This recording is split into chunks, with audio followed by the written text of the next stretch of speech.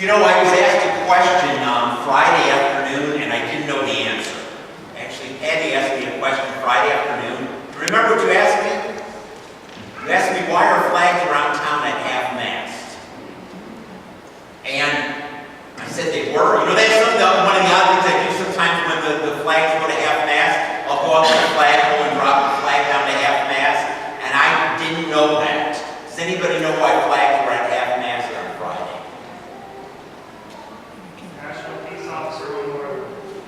A peace officer, actually, that's right. So, and then I did, when, later in the day, I went and Googled it. It was National Peace Officer Memorial Day. President Obama declared it that and asked flags around the country to be dropped to half-mast. And I missed the memo. I don't know. I didn't know anything about it. You know, when she asked me the first question, do you know what I thought of? B.B. King just died. The guitar player, B.B. King, died also that morning. So I Googled why flags at half-mast May 15. The second thing I Googled, though, was B.B. King. And I read his Wikipedia, a little bit, the article about the guitar player. And it's actually interesting, fascinating that. Do you know, he's probably the most influential guitar player of all time. Major Eric Clapton lists him as his source of inspiration about playing guitar. Everybody, sort of a heritage. And it's interesting. Do you know what? His guitar name was named Lucille. And do you know why his guitar was named Lucille? Back when he was younger, he used to play some dives, honky-tonks, some terrible places where fights would break out. And back when he was in his younger days, he was playing, a fight broke out, they knocked over a kerosene lantern. This place, all wood, went up in flames immediately. He sprinted out of the place and got out with the flames burning, the whole building collapsing. But then he got out and said, wait a minute, I forgot my guitar. And he went running back in the building. The police tried to stop him. He ran back into the burning building. He grabbed his guitar and ran out with it. But one woman died in that fire. You know what her name was? Lucille. And he put her name, he called his guitar from that moment Lucille, and he said, every time I play, I'm going to play a little bit in honor of her. Who came to that concert on a terrible night when she lost her life. Do you know the great thing is, you know where he learned to play guitar? His pastor taught him how to play guitar in church. And he grew up in the cotton fields in the Mississippi Delta, and he picked cotton as a kid. But he could play the guitar unlike anybody else, and he ended up traveling up to Memphis. Do you know, as I read that, as I Googled him on Friday, it's rather interesting. One of the blogs I get different blogs from different people. This one pastor in a blog came to me, and he talked about going to a B.B. King concert 7 years ago. B.B. King, when he died, was 89 years old. He still played occasionally, but this pastor went to his concert 7 years ago, so he was 82. When he would play concerts, he would never stand. He would be at center stage, and he would stay seated the whole time. He's not, he's 82. He's not jumping around, but he played guitar incredibly. And he said it was a great concert. He said when he could still sing, he could sing without a microphone and fill the whole room. And there was probably about 1,000 people in this hall where he went to see B.B. King play. But he said the best part of the concert was after the concert ended, he played an hour and a half. He and his band, the lights went on, and he stayed on stage. And people came up to just get his autograph and say hello and talk to him. And he stayed talking with the people for about a half an hour after the concert. Most of the people had left, and he said that, after about a half an hour late, there was just 30 of us fans sitting around talking with him. He was telling stories about playing all around the world and all the different things he's done. And B.B. King was taken out of this world a little earlier this week. I thought about that when I was thinking about my text, and Jesus is getting ready to be taken out of this world, not through death, but ascending up into heaven. And Thursday was Ascension Day. 40 days after Easter is Ascension Day, and it's the least popular Christian event in the church calendar. Why? Because nobody's really excited that Jesus left the world. We come and celebrate Christmas when he came into the world, but when he ascended back to heaven, well, it's not a great reason to celebrate. Because, sometimes there's a big part within all of us, we wish he was still here.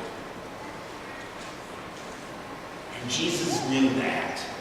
And so he prayed for his disciples, these disciples there before he went to heaven. And he prays for us. And it's interesting some of the things he prays for.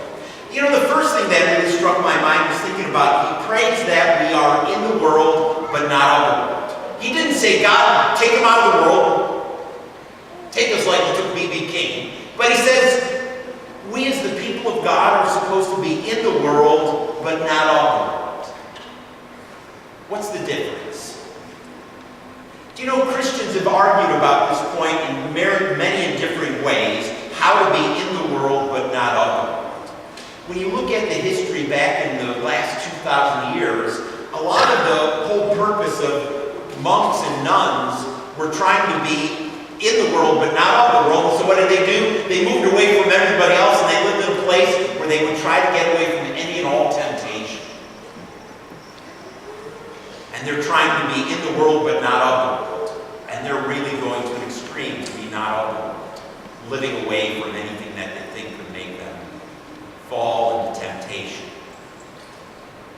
There's another group that does in a rather extreme measure to be in the world, but not of the world. Have you ever been to an Amish community? The Amish up in Pennsylvania, Indiana, Ohio, they have decided to be in the world, but not of the world, so they live unlike any one of us. They take away the modern conveniences and they live in a certain way that is very different. They don't use electricity. I love Florida, but Florida without electricity is a loser. You know that? Without air conditioning, July and August in Florida would be a little bit too tough for me.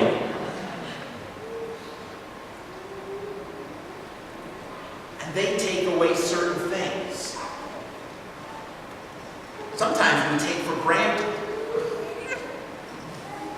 Sometimes, it's good to get away from things. I know on mission trips, one mission trip I had to ban the curling irons, the flatteners for the girls' cabin because they kept blowing the fuse. And I said, you know what, girls? We can go without the hair irons, for a week. I don't care how your hair looks, But as after the work day, we come back all sweaty and grimy, and they were in the bathroom, they were plugging in all these curling and straight irons, and they're blowing fuses. And I said, no more. Let's stop this stuff business here. And they looked at me and said, Pastor, I've got to. And I said, no, you don't really have to do it. I'm tough sometimes, that's.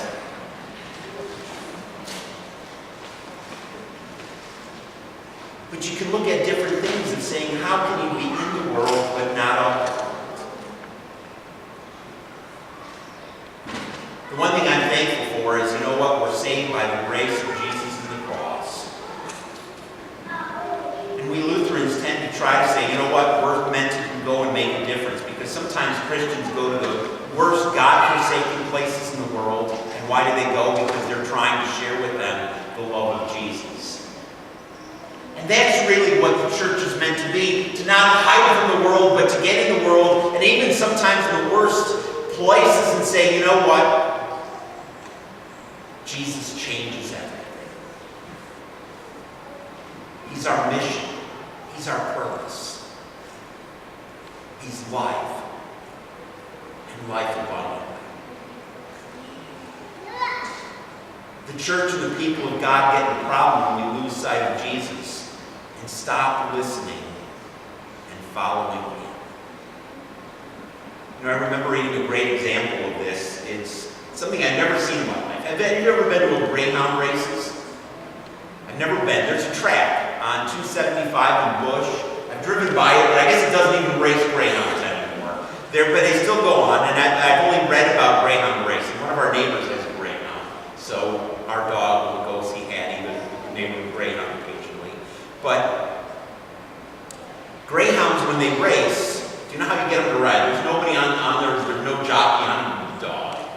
They have this stuffed rabbit going around the track just in front of the Greyhounds. The Greyhounds want to get this rabbit, so they run as fast as they can.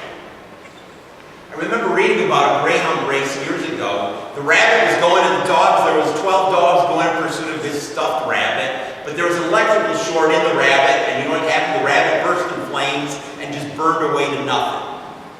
Halfway through the race. Do you know what the dogs did when the rabbit burned up? Some just stopped, rolled over on their back, and started stretching.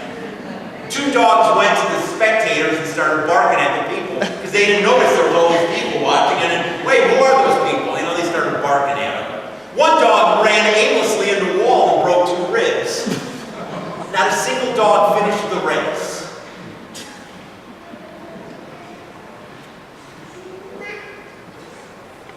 Because they didn't know where they were going and what they were doing.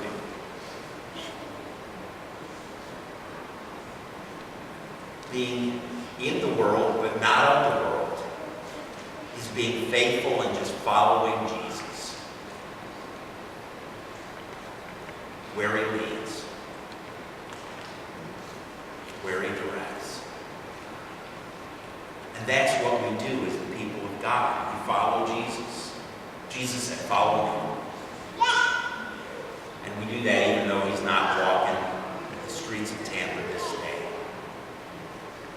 Do you know another thing he prayed for in this prayer? He prayed that we would be united. That we would be one as he and the Father are one. Do you know that's one trend I've noticed in society in my lifetime. I'm 55 years old. Our society is becoming more and more isolated and separated. I don't know what smartphones might be a factor in it. And every community group or community activity is doing terrible in our society. Do you know, I've read numbers on parent-teacher associations.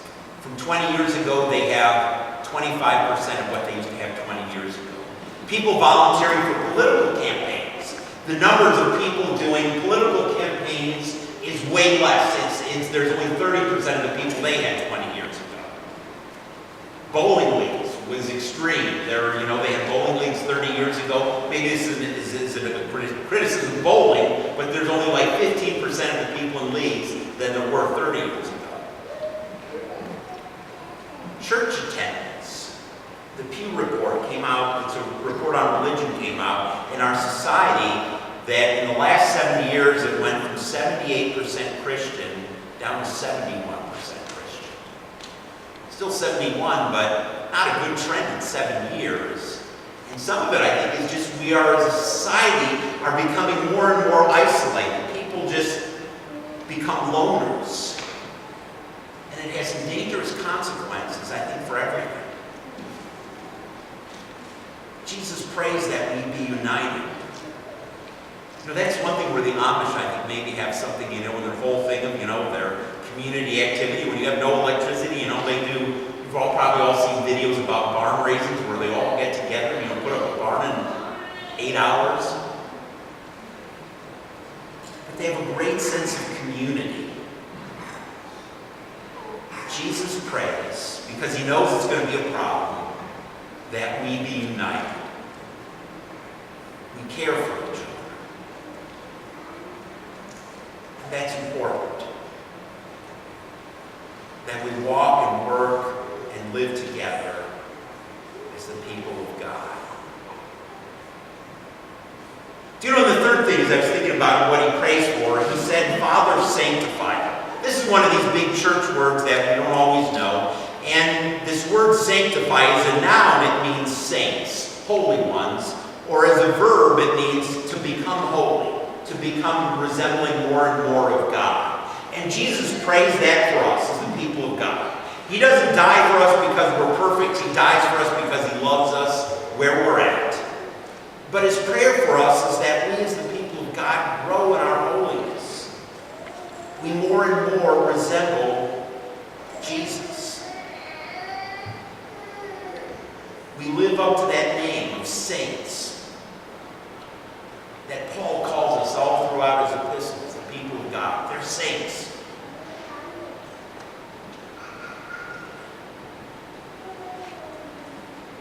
And that's probably the most effective way that we tell the story of Jesus. Even from doing the homeless feeding, this past Wednesday.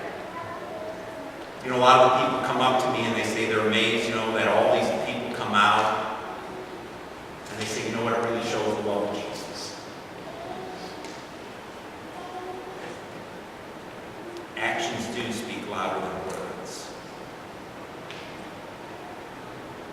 And Jesus prays, be whole. Make a difference. And that's how you show my name. Do you know, I mentioned that blog, the pastor's blog that I got this morning. And it was interesting, you know, he talked about going to see B.B. King 7 years ago. And he said the highlight was, you know, just sitting around. There was 30 of them who hung around and everybody else had gone. And they were sitting talking to B.B. King. And he said, you know, B.B. King all of a sudden got a smile on his face and he said, you guys ready for some fun? He looked at his band and said, grab your instruments. And he started jamming on the guitar. And they went into a 20-minute version of When the Saints Come Marching In. And he said, you know, we were in the seats watching, but now, you know, we were up on the stage with B.B. King. We were sitting right next to him. And he starts jamming away and singing. He said, this must be what heaven's like.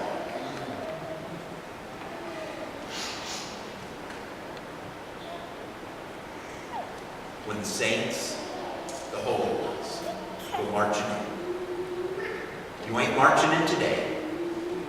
What Jesus does, he prays for you right now. He said, you're in this world, you're not out of the world. But follow me.